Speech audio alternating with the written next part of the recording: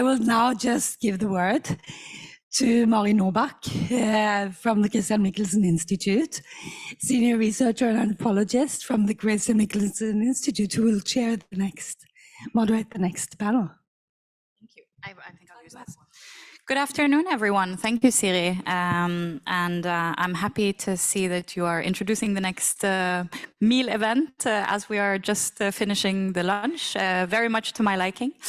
I hope everyone ate and also are still able to keep awake and energized for this panel. I'm very happy to have the opportunity to host and very soon introduce this very exciting panel. We'll now be talking about renegotiations of citizenship during political upheaval. And before I introduce my colleagues, I just wanted to give a very brief introduction to the topic and just a little note on the motivations for this panel. So this is very much an ongoing conversation that Elina and I started a few years back, where we were pondering different types of practices related to citizenship that we were observing in quite different empirical contexts in the Middle East and in Eastern Europe. And we started to sort of question these the ways in which people under repression or during protests were sort of renegotiating or rebuilding the way that they were doing citizenship. So this is very much citizenship concept, which is wider than sort of narrow political understanding. So we'll also be hopefully talking about sort of outside of state citizenship and informal practices in spaces where states are very present or maybe hardly present. And we have invited today Tariq, who comes to us from the Doha Institute of Graduate Studies, where he works on a lot of things, but mainly today he'll be talking about protests in Palestine.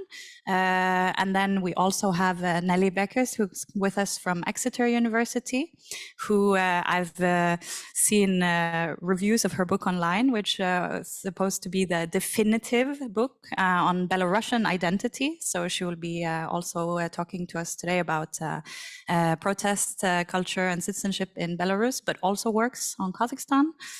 And then at the end, my former colleague and fellow anthropologist, Elina Troscenko, who will be today talking about actually really recent protests in Georgia and Latvia linked to the war in Ukraine. But before I start asking you questions, our interests were very much about, as I mentioned, these more informal practices. And I have some questions lined up, but before we start with them, I wanted to give you an opportunity to introduce very briefly the different contexts in which you've been doing research. So Tariq, I will pass the mic or the word to you to take us to obviously the long-standing situation of protest in Palestine. Thank you very much, Mary.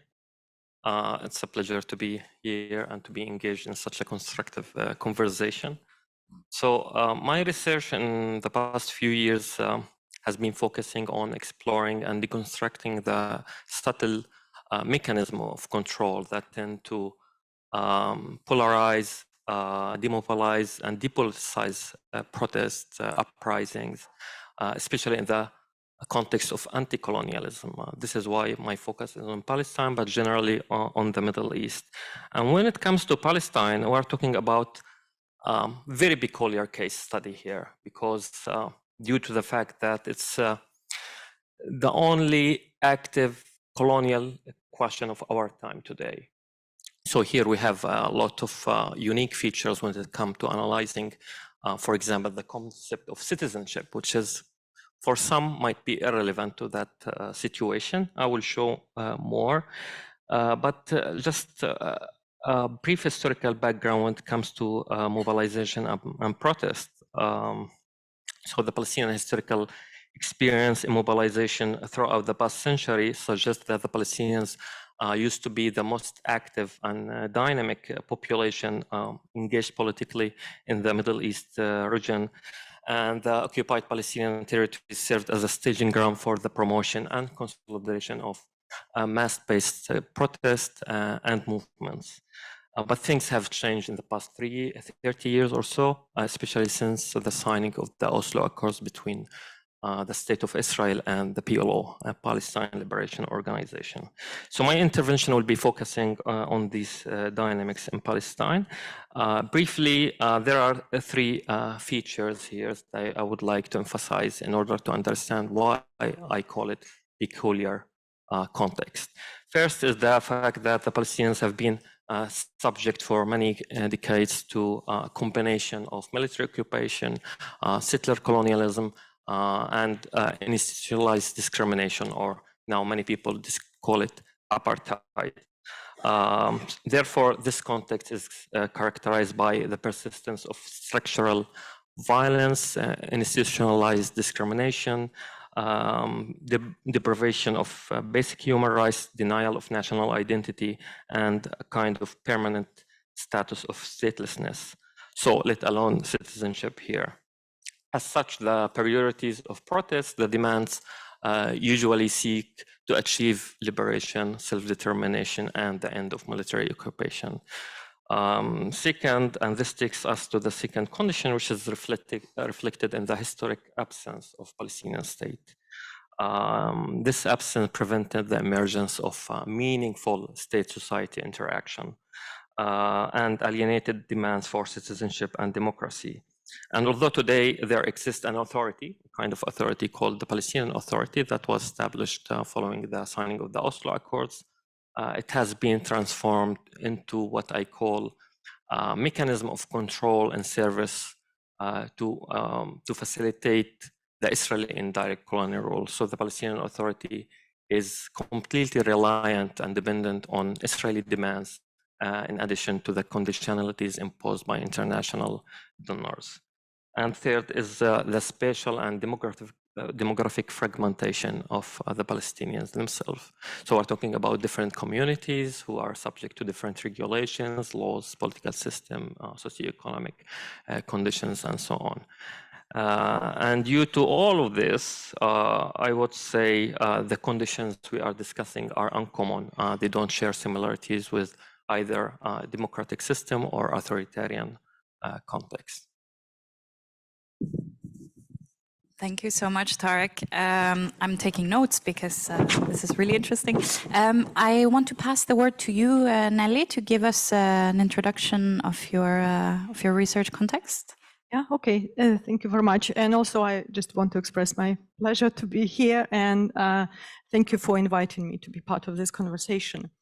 Yeah, and I'm going to talk about Belarus, and some of you probably remember 2 years ago, news from Belarus really dominated the media across the globe because it was quite an interesting and quite unexpected development, because no one actually could foresee this happening, and the forecast for those elections 2 years ago were quite depressing, that no one expected something will go different than it used to go a couple of times ago already, because the country has been ruled until today by a president who was elected in 1994. Since then, he never wanted to give away power. So he manipulated the election, he used electoral fraud to stay in power. The difference is, however, between what was happening before in 2000 and 2020, that previously he indeed manipulated elections, but it was never to the point of changing the winner. And somehow in the broader society, it was a sense that, well, okay, maybe he doesn't get these numbers he says he does, but at the same time, he probably still is way more popular than any possibly alternative political leader. And why? So what I want to focus in this my brief intervention here is about the role of protests as a transformative and formative event for society, which had remained apolitical for 2.5 decades, right? Since 94, no one in Belarus actually was that much interested in politics because it's not like to say that there were no protests in Belarus. Protests did happen several times, but with very few exceptions. Most of these protests were actually led and managed and organized by what scholars called professional protest communities. And they left completely uninvolved in a broader society. I will talk in a minute why. Is that what were these professional protest communities? These were oppositional political activists, these were journalists, observers, experts. On the one hand, these protest communities were united by a specific vision of the alternative Belarus. On the other hand, they also had a program of change. And finally, they also, in order to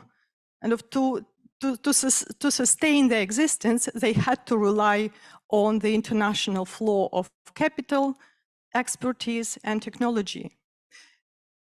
By doing all this, they remained quite alienated from the broader society, partly because the ideology they had was not really appealing.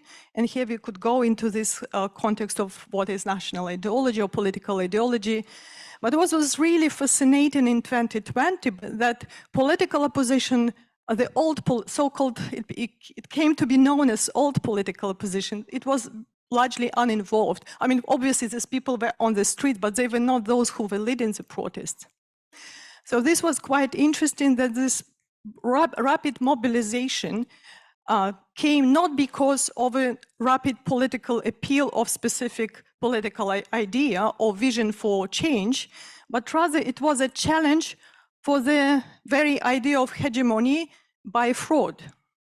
The challenge of the idea that the country can continue to be ruled by someone who does not respect the rule of law.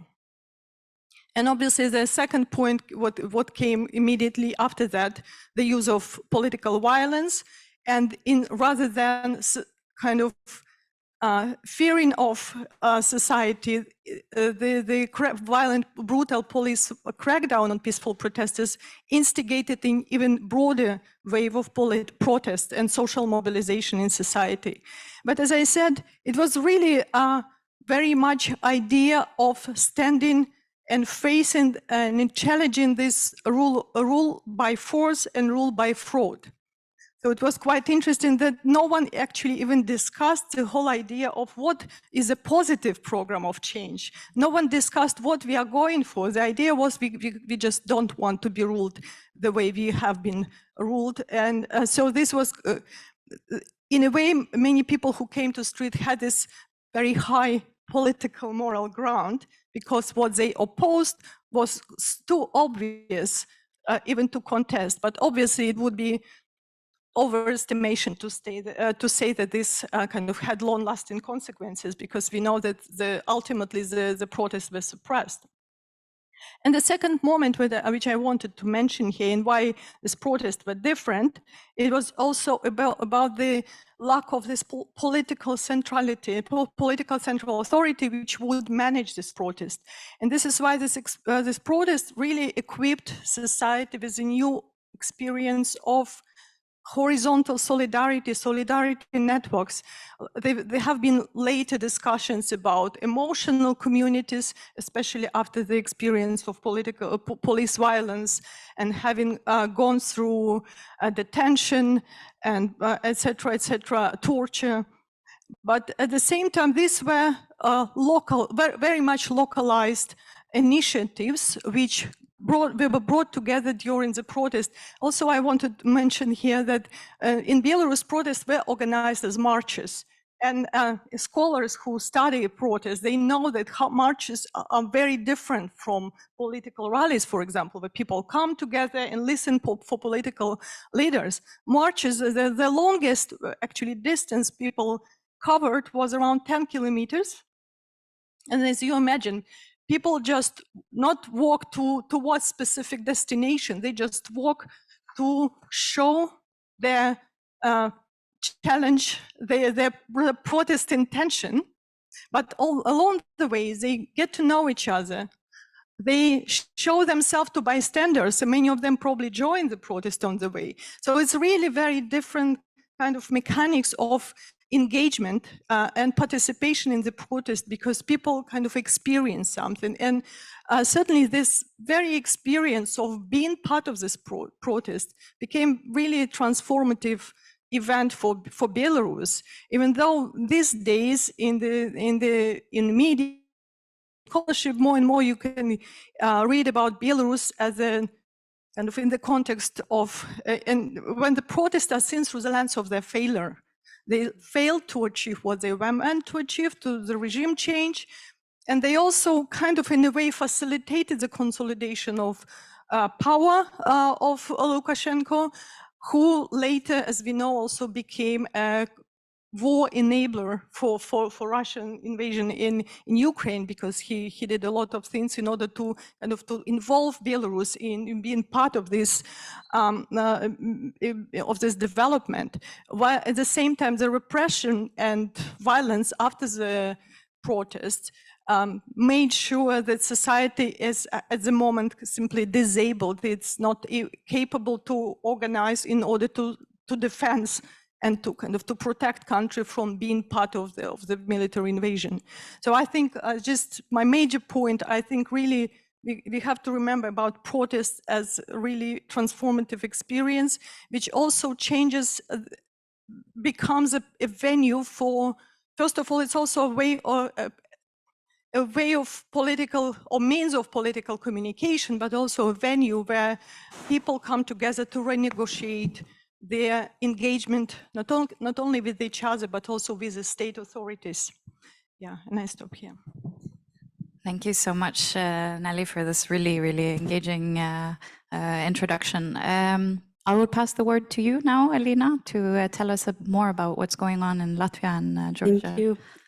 So it feels like a good follow-up from Nelly's talk, because as I will be talking about protests taking place in the aftermath of Russia's launched war on Ukraine, because the war, of course, has a tremendous impact on the wider region, as the political and social order of the region, as we know it, is in transformation, and it has also created a great uncertainty in the region.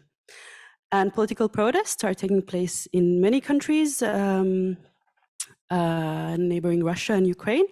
And I've been following two protests taking place in Latvia and in Georgia. So Baltics and Caucasus, two very different regions. So very briefly about these two protests in these two places. So in Georgian case, there have been mass demonstrations in support for Ukraine. However, more recently, they have turned into more internal, domestic political affair, as Georgian government has, according to the Georgian public, has shown insufficient and inadequate support for Ukraine, which has come as a surprise to many, both given Georgia's history with Russia, as they were also in war in 2008, and also given the wide public support for Ukraine, as you can literally see Ukrainian flags hanging from every second building in Tbilisi. So these mass protests have turned more into anti-government rallies, where people are decrying Georgia's government's inactions, let's put it that way, in support for Ukraine. People are also feeling that they need to publicly display where they stand geopolitically, that is their support for Ukraine, and also their pro-EU standing. So that would be kind of their visions for future and where they want to be geopolitically. So this is kind of and the latest protests were in July, when over 100,000 people gathered, and these are still kind of ongoing protests, as people are expected to return back to the streets after summer vacations, when people are back in the city. But you can see this split between state and government and wider public in these protests. A different case is Latvia. but it also very connected to the background of war in Ukraine. So one of the largest marches, actually, and you mentioned the difference between rallies and marches, one of the largest political marches in the last decades took place in Latvia at the end of May. This march was called March for getting rid of Soviet inheritance. The march was going between two monuments, very symbolic monuments in Riga, starting at the Freedom Monument, which is the main symbol of Latvia's sovereignty and independence, and going to Victory Monument, which since the late Soviet period has been a place where people have gathered to celebrate the end of the Second World War and the Victory Day of the Soviet Army. Latvia has quite a difficult relationship and complex relationship with the victory celebrations because the end of the Second World War also meant the start of occupation by Soviet authorities. So at the celebrations next to the Victory Monument, usually very few Latvians have been present, as these celebrations also have been full of Soviet symbolic. And this year, authorities tried to stop any kind of gatherings around Victory Monument on the 9th of May, which are celebrations in Russia, Victory Day. People were encouraged not to gather. The Victory Monument was even closed, but still many people gathered on 9th of May and 10th of May as authorities kind of mismanaged the situation. So this march for getting rid of Soviet inheritance was organized as a counter-reaction, especially as on the 9th and 10th of May, at the gatherings next to Victory Monument, pro-Russian slogans were made and support for current Russian politics was expressed.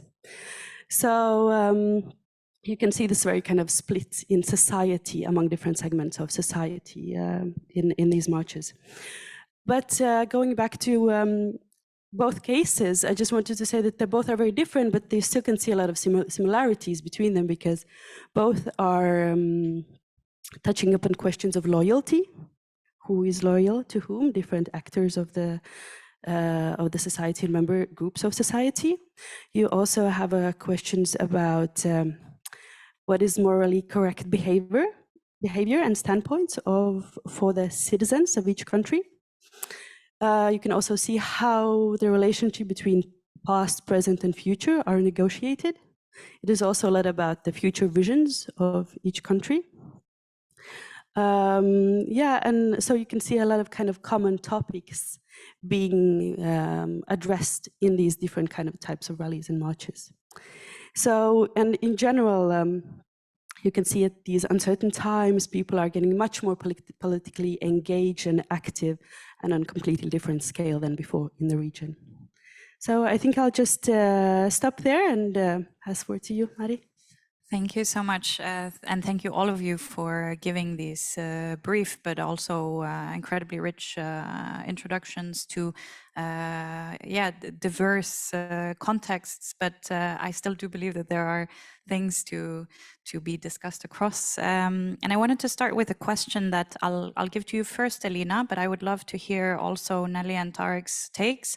So. Could we speak of sort of different protest cultures across these different contexts? And obviously, the historical width here is immense if we look back all the way to the sort of beginning of the occupation of Palestine. But if you could sort of perhaps there's a particular protest or something that you could lift forth, and then we can see if there are anything to gain from thinking of different protest cultures. So, Elina, would you care to address this first? Yes, thank you. Well, I think one of also interesting points about looking at protests in different ethnographic settings is that you can also see how different social and cultural frameworks are in place and where these protests are unfolding. So, for example, in Georgia, the rallies and protests and demonstrations are very much big part of civic duties, so to say. They're very active, and you have these hundreds and thousands of people gathering and protesting in front of the parliament. So, and you even have people being shamed of not going out on the streets.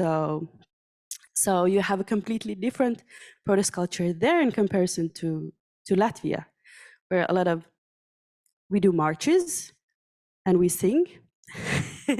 So even at the end of the 80s, we had the singing revolution. Maybe you have also heard about the Baltic Way, people standing in line, holding hands together from Tallinn through Riga to Vilnius. So it's very much about symbolic initiatives. And you can also see it here in the march between the different monuments. So, and there kind of the politic activity is much more about protecting the Latvian identity through symbolic means. So you have completely two different traditions of how engaging in political activism and how to protest. So I think it's also important thing to remember, and also when we talk about protests in different places, to see, you know, how these frameworks that they are working within allows us to understand them in different ways. And Nelly or Tariq, do you have any sort of burning points with regards to protest culture? Yeah, actually, I have quite a lot. I was rather struggling what to pick from what I could talk here.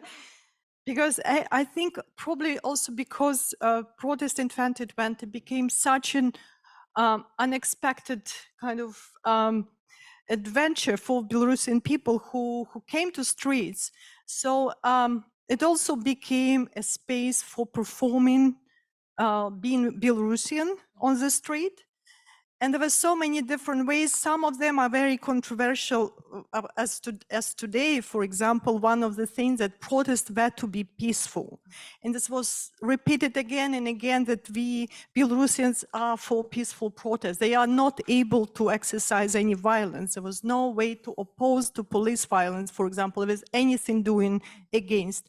And this element of female agency involved into this, with a lot of dresses, white dresses, right? And it all, this was very much aligned with this whole idea of a Belarusians. There is even a first line in the anthem, we Belarusians are peaceful people. So, and obviously nowadays you can read a lot of mockery that you see where it got you. So now you're part in this war against Ukraine because you were too peaceful during the protest in 2020. So you can read a lot of things like this. But at the same time, again, I think in this protest repertoire, the idea of going for peaceful, for performing and exercising, then being who we are, was really important part of this, involving why it engaged so many people. And one of the images, for example, which was also widely present on social media, that the people would take off their shoes before standing on the bench on the street. So again, it was about Belarusians being very, very tidy, very orderly, peaceful. Again, yeah, and I think it was obviously, not to mention the whole this protest imagery with a lot of symbols involved. This was a different. So obviously, yeah, I think especially because it was sudden and rare case of this popular uprising, it suddenly became a venue for exercising, for performing cultural identity of Belarusians, which morphed into a particular also protest culture on the way. It also sort of brings me back to thinking about Egypt and different waves of protest, and how we could maybe even speak of different protest cultures, but also very much based on class, where in 2011 we saw, you know, the big protests in Meydan Tahrir that a lot of you will remember, and then just 2 years later there was another set of protests with a very different sort of classed profile, which also, I think, when it comes to the ways in which there was a violent engagement with the state and the military, also differed a lot. And thinking of the case of Palestine, Tariq, maybe there are sort of similar ways of thinking with, as we've been talking about, you know, the Palestinian people is not one unified whole. It's definitely different sets of maybe protest cultures. Yeah, today, yes, it's true. But the thing is, protests generally, historically, especially before Oslo, used to be unified. Okay, different protests in different locations, but with the same clear demand. That is the end of the occupation. And here comes the idea of fragmentation. So the process of fragmentation also impacted protest, mobilization, and the nature of the demand, the direction of the protest, and all associated things. So if we, I know you emphasized on the last 10 years of protest, but I have to go beyond that a bit.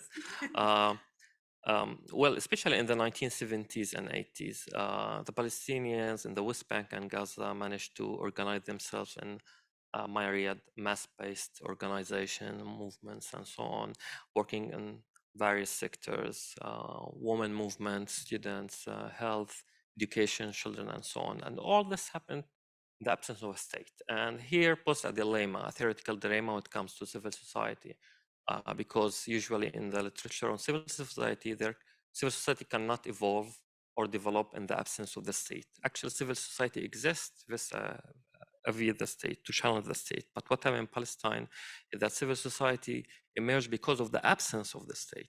So people wanted to organize themselves against the military occupation. And this contributed widely to unifying the protest, mobilization, and these movements played key roles, for example, in providing services, in creating decentralized structures across the different areas of Palestine, neighborhood committees. But the most interesting thing here, when it comes to democracy, for example, is bottom-up democratic transition, because there has been a constant rotation of leadership. At the same time, if you want to consider the woman dimension here, you know, Palestine is part of the Middle East, a conservative society, patriarchy, and so on. But because of this sort of civil society that's based on national liberation principles, women managed to challenge the patriarchy. And here in Palestine, we talk about double patriarchy, the patriarchy imposed by the occupation itself and the patriarchy of men. So women wanted to participate and to contribute to the society, and this helped her to challenge the patriarchal structure. Also, youth, for example, it's a tribal society, so traditional norms and so on. Youth adopted modern ideologies and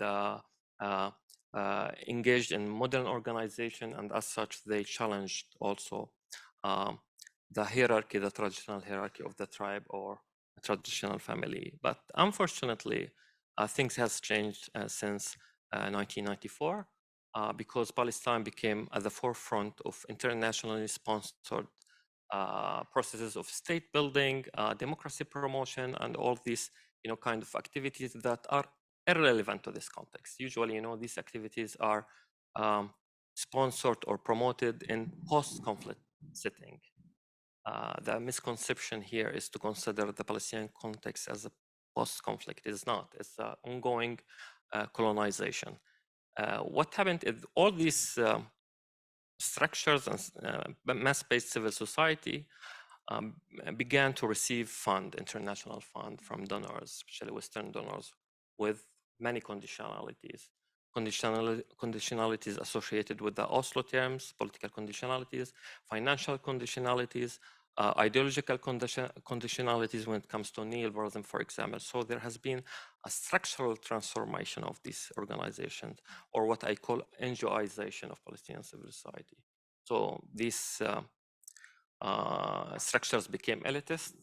They adopted globalized agenda. They became gradually detached from the grassroots. And as such, the people were left alone.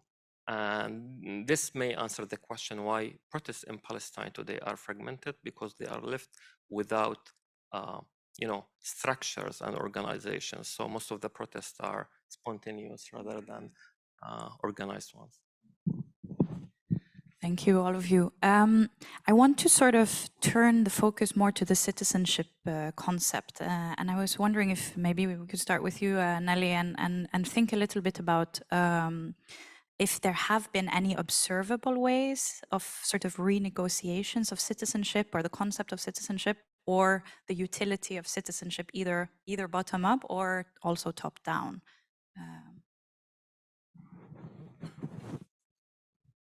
Yeah, I think if we go back to the context of protests, certainly we can see this protest which were happening for almost half year, several months for sure, 3-4 months.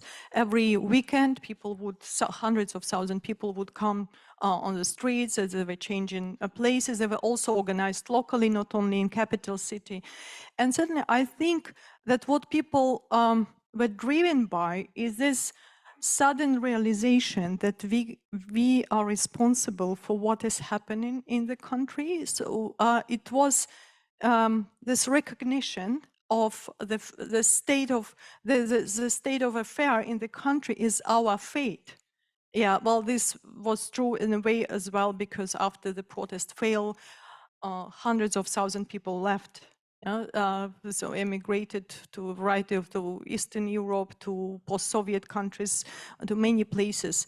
But when we go back to this moment of protesting, clearly this was the whole idea that we are responsible. This is why what brought people to the streets, and this idea that we need to try to change, to make everything we can in order to renegotiate, to make sure that the person who comes to power, because when we go back, I mentioned that there was no positive program of changes. Well, there were two actually points in the program proposed by Tikhanovskaya, the kind of united oppositional leader. She only promised to organize new fair elections, which would open to any oppositional candidates, because as I don't know how many of you remember or know that most probable oppositional candidates were actually jailed before the election campaign actually started. All right, so she promised to release all political prisoners and to organize new election. That was it. So she did not position herself as a long-standing leader who is going to stay in power. This was her only point. And all people actually felt very much attached to this idea that we have to have free election as a new starting point for the future. I think this was really important. And then second moment I wanted to mention that also this elitist vision, what Tariq was talking about, it's very much present in Belarus as well, that these NGOs funding from the West, these professional protest communities who have their own agenda, they have their technology, network, etc., and money. So this was a moment of rapid destruction within protest of all these hierarchies, because they obviously have their own hierarchies. And I already mentioned today this really fascinating stories organizing communities, for example, in neighborhood. And when prominent intellectuals would come to some yards in the city center, or not city center, just any city neighborhood, to organize lectures about history, about philosophy, about poetry, for example. So these were moments when also this hierarchies between intellectual and the rest of the world or the society was destroyed for that time being, right? So I think it was again the moment of this rethinking, revisiting the whole idea of belonging to the state, to the country, to the society, which didn't last long. We know this too. But I think it was still extremely important experience for both for the broader society, but also for these intellectuals who were part of this conversation with people. So we've now been talking quite a lot about sort of protests that have not necessarily manifested in sort of shifting of a regime or sort of large scale structural shifts or even granting citizenship or citizenship rights. And obviously there's also sort of the counter forces. So perhaps Tariq, could you explain just a little bit about the ways in which the state or counter-revolutionary forces are sort of co-opting or controlling or interfering, perhaps stopping some of these processes of protest? Yeah, I mentioned something. That's something, but what happened is that, as I mentioned at the beginning, the Palestinian society used to be very politically engaged in the past. After the Oslo process, they established new structures. All these structures, in my opinion, are grand mechanism of control. Firstly, and here I have to go to some ideological, some Israeli strategies since the occupation of the West Bank, Gaza, 1967.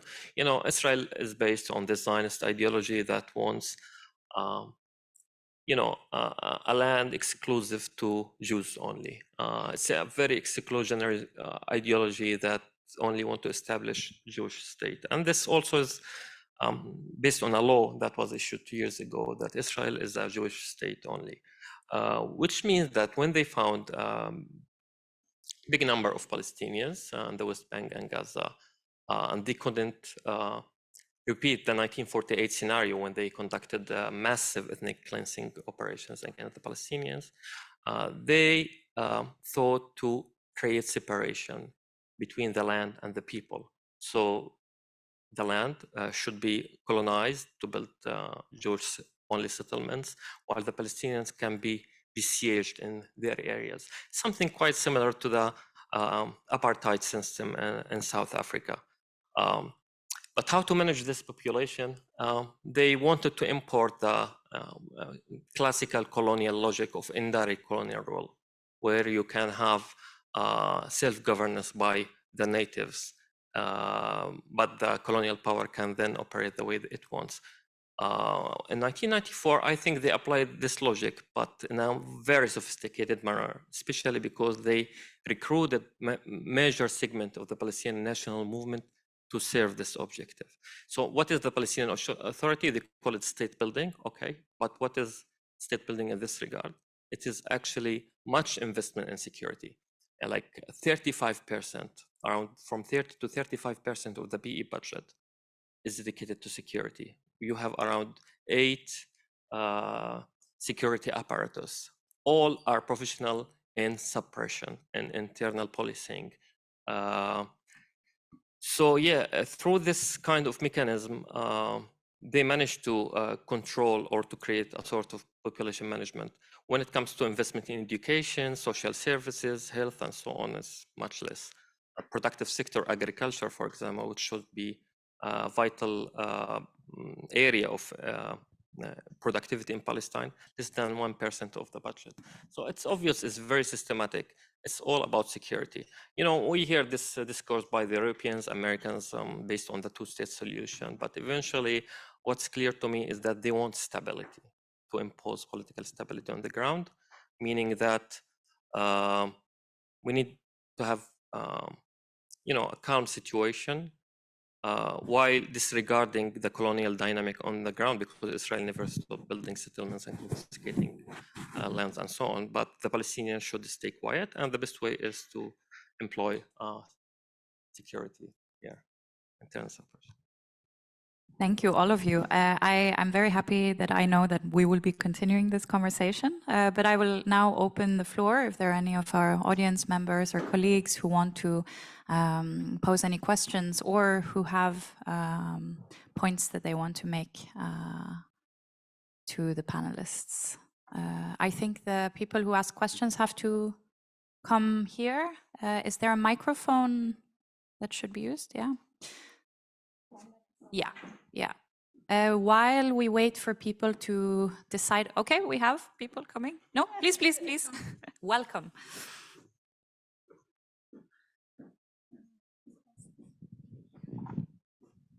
It's working? Okay.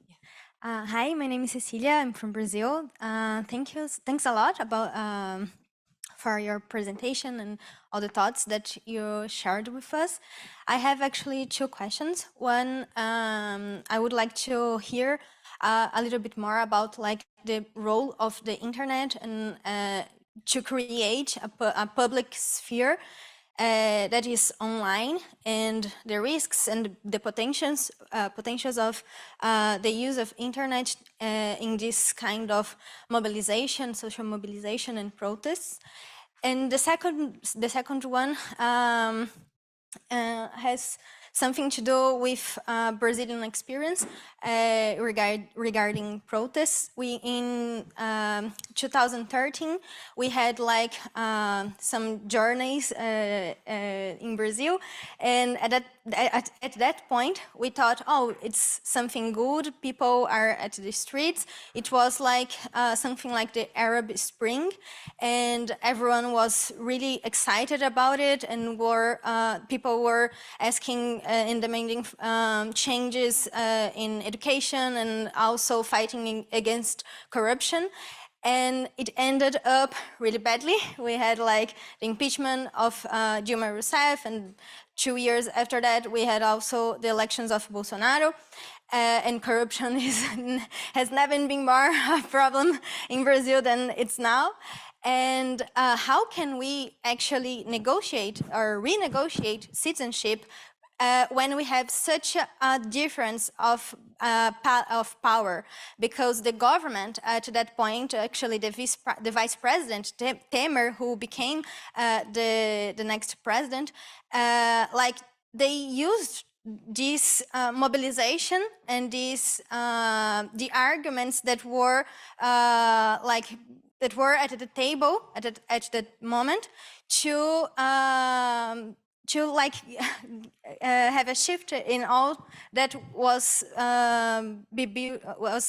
asking for what people were asking for. So how can we negotiate when there is this lack of power, using the arguments of people, of the citizens, to achieve different goals?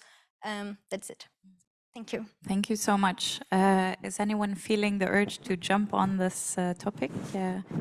Either the question of the creation of public spaces online, or the question of basically how to do this. Nelly? Yeah, I can mention at least about digital, the role of digital media and social media. Well, certainly in Belarus, this was extremely important. In particular, Telegram channel, because as it stands, there was an internet blackout used, but Telegram turned to be the most resilient social media which still operated in cities. So, and yeah, I said that, I mentioned before that there was no political leadership, but there was still a lot of practical information where to go, or for example, especially in following weeks, not first, second, but further down the line, there were, for example, rapid changes of where marches are directed in order to escape the police, because police was already lined up in a specific place, so all marches just went in a different place. So social media did play an enormous role in managing this protest, but also on the way of given shape to these local communities. There were yard charts, neighborhood chats, for example, in WhatsApp or Telegram channels. People were coordinating, people were agreeing where to meet, even for, I don't know, making tea in the playground for children in the evening, right? So people were organized. All these organizational activities were not managed centrally, but they were managed locally. And obviously without digital media, it would not have been possible simply like that. Yeah, so certainly it did give a shape. It enabled all these events to happen. But as we also see, it was not a way, there was no way to sustain in this way, because yeah, there still needs to be something else in addition, because it was a good means, it was a good tool, but it can't replace the certain ideological kind of core for what it was needed. And as to your second question, if any of us knew the answer, I think we certainly would have at least had a Nobel Prize or something. Well, while you were asking your question, and obviously we do know a lot of stories when great government have been brought to power because of, thanks to popular uprising, and then it turns ugly, including Ukraine and many other places where corruption remains in place. And I know the only word, like you know, sometimes like keyword, in your right article, you need to provide keyword. And I was thinking accountability. somehow to finding new mechanisms of holding politicians and leaders accountable. But if you ask me how to do this, I don't know. Anyone else who has anything to add here? I think maybe the historical thickness of the Palestinian case. Are there any experiences to export? No, when it comes to social media, is quite recent. Now, social media is really vital in any context. So even in Palestine, but we here have two problems. The first problem is that internet, all this telecommunication infrastructure is controlled by Israel. So even Israel allowed 3G to enter Palestine just recently, 2018, where the world can still using 4G. Today, 5G, but also Palestinians still using 3G. So until the Israel allows for them to upgrade, then who knows when.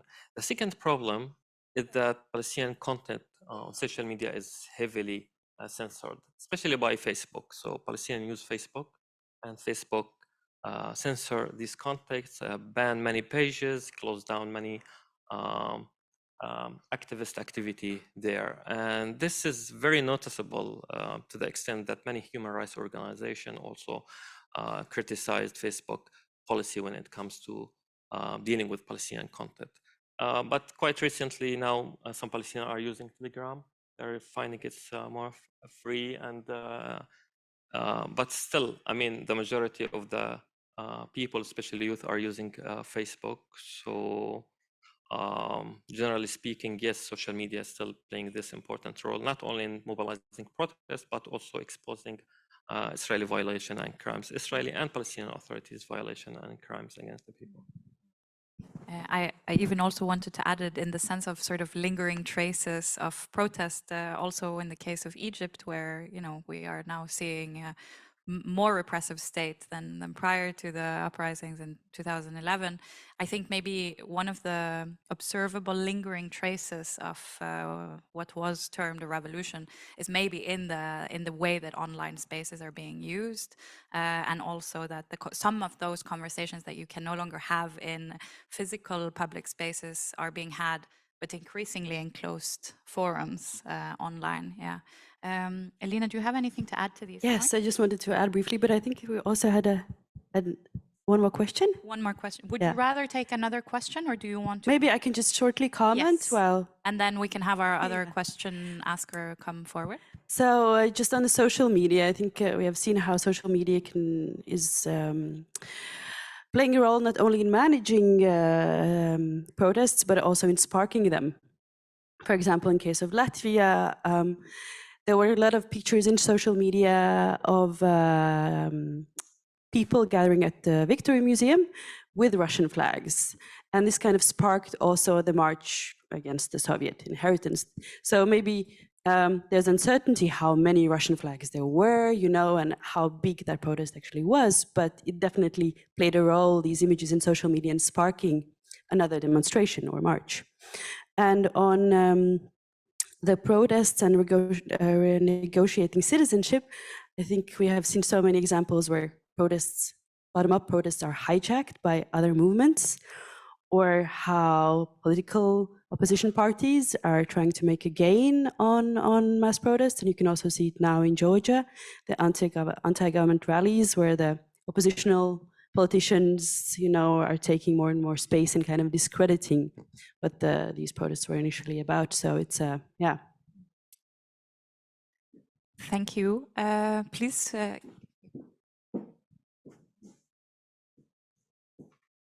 I think, thank you, very, very valid and good question. Anyone cares to, yeah? We are running out of time, so let's try to be really, really brief. Okay, thank you. Interesting question. So here I will go out of Palestine. I mean, based on my observation, I don't know about India, but for example, Middle East, especially the Arab world, opposition is part of this complex network of corruption, patron clientelism, new patrimonial politics that is associated with the regime itself. It's opposition thus to legitimize the regime, that there are critical voices against it, but in fact they do not do. So they would be, and I give you here the example of Egypt. I mean, and the protests in Egypt, opposition was not there. opposition parties were not there, were not present on the ground at the beginning of the Egyptian revolution. But when opposition party, particularly Muslim Brotherhood, when they felt there is serious threat to the regime and the regime is going to collapse and there is no return, they then joined the protest, you know, as opportunistic act, then to take part of the protest and to claim that they are part of this victory against authoritarianism. Any other thoughts on this? Well, I think it's a really highly relevant question. It's a very good question, and I think it doesn't have to be a problem. It can be okay, but it's also the contexts are so different, you know, for the various protests. And for example, when I was talking with people in Georgia, they were very disappointed how oppositional politicians took space in a protest that was anti-government, and then kind of the old political elites, you know, were trying to gain their benefit from this movement. So, so I think it really depends from the case to case, how the opposition is perceived by the protest movement itself, and what kind of space the opposition takes there, and yeah, from that. So yeah. If you have a point, Nelly, I give you 15 seconds, because if not, we should wrap up. Yeah, well, in Belarusian case, again, it's probably very specific because political parties were not given the opportunity to properly develop because of the post-Soviet context in which from one-party system moved to multi-party system didn't go well because of Lukashenko coming to power and dominating and marginalizing all political parties. It's one point. And second point, they did not come up with ideas or ideologies, if you want, which would be appealing for the society. They rather opted, and here I would solidarize with Tariq, that they opted for some sort of imagined, you know, idea of politics, and they borrowed a lot of strategies and ideas from Baltic countries, from Eastern European nations, rather than using their homegrown ideas, like what to propose to the society. So they tend to be very detached. And as a matter of fact, I don't see this as a problem. The problem is that there are no political parties which would fit and which would work well in this particular context, but not in principle, absolutely not. Thank you all so much, and thank you for good questions. Next time we speak about this topic, we're definitely bringing the Indian point of view. Thank you, everyone.